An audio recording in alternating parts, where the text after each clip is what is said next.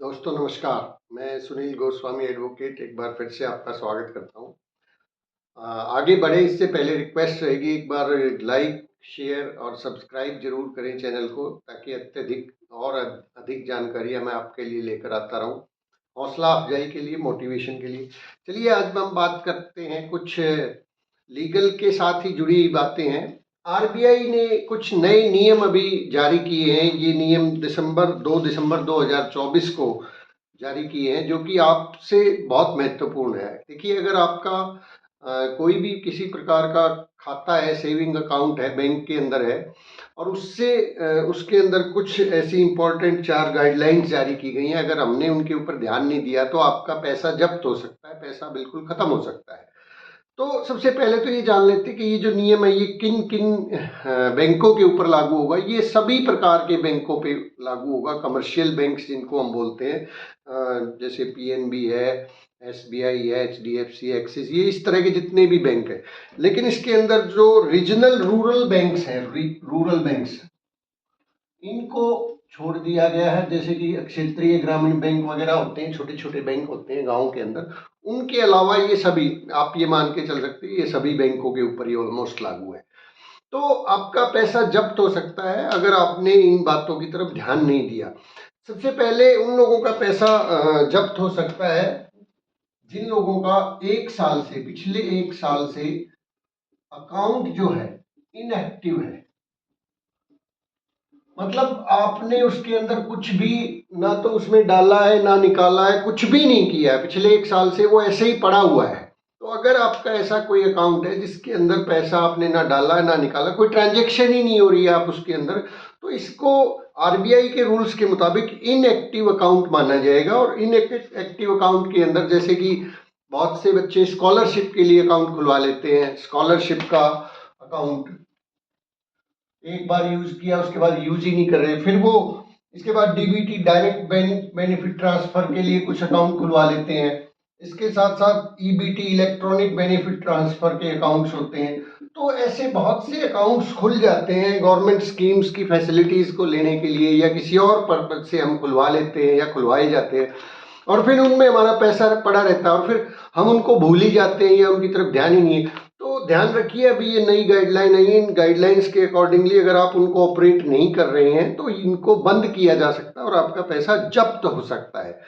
दूसरी सूरत, उन लोगों का पैसा जो है ना आरबीआई के नियमों के अनुसार जो है ना जब्त हो सकता है, या वो अकाउंट्स को खत्म किया जा सकता है, कि जिन जिन अकाउंट्स के अंदर कोई मिस्टेक है, कोई गलती गलती केवाईसी से संबंधित हो सकती है, नाम से संबंधित हो सकती है, या पैन से संबंधित हो सकती है। मतलब एक इरेगुलर अकाउंट जिसको बोलते हैं, कि ये पता ही नहीं चल रहा कि ये आदमी है कौन, जहाँ पे मतलब कई बार क्या होता है कि फ्रॉड करने के लिए बहुत से लोग गलत अकाउंट्स खुलवा लेते हैं। तो उस पर लगाम लगाने के लिए अकाउंट्स के अंदर अगर गलतियां हैं, एड्रेस मिसमैच हो रहा है, आपका कहीं कुछ एड्रेस है, कहीं कुछ एड्रेस है, आधार कार्ड अभी कुछ और है, बैंक के अंदर कुछ और एड्रेस दर्ज है, तो मतलब अकाउंट के अंदर अंदर अगर गलती है तो उसको सुधरवा लीजिए। नहीं तो 1 जनवरी 2025 से ये रूल्स को जो है ना लागू किया जा सकता है आरबीआई के द्वारा, और उस सूरत में आपके अकाउंट को जो है ना वो जब्त किया जा सकता है, उस पैसे को। तीसरा, उन लोगों के अकाउंट्स के ऊपर समस्या आ सकती है जिसके अंदर पैसा आए जा रहा है, आए जा रहा है। भाई कुछ ऐसे अकाउंट होते हैं, जैसे कि कुछ ऐसे अकाउंट हैं, भी होंगे जरूर, तभी आरबीआई ने ये रूल लागू किया है, कि उन अकाउंट्स के अंदर पिछले कुछ समय से, पिछले 1 साल से, 2 साल से, या कोई काफी लंबे समय से पैसा आ रहा है, लगातार आ रहा है, और बहुत पैसा आ रहा है।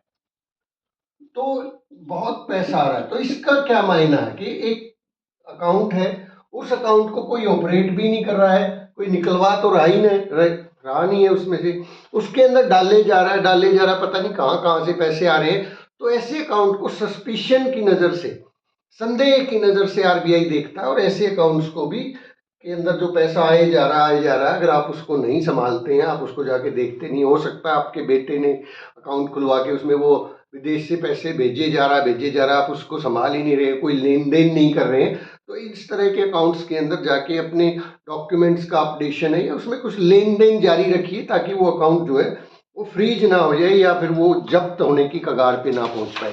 इसके अलावा नंबर 4, ऐसे अकाउंट्स को भी जब्त किया जा सकता है आरबीआई के द्वारा जो कि फ्रीज हो चुके हैं। फ्रीज खाते, फ्रीज कौन से खाते हो जाते हैं? जिनमें वही नॉन ऑपरेशनल वाले खाते, जो जिनके अंदर कोई एक्टिव जो है ना लेन देन है नहीं, ऑपरेशन नहीं है।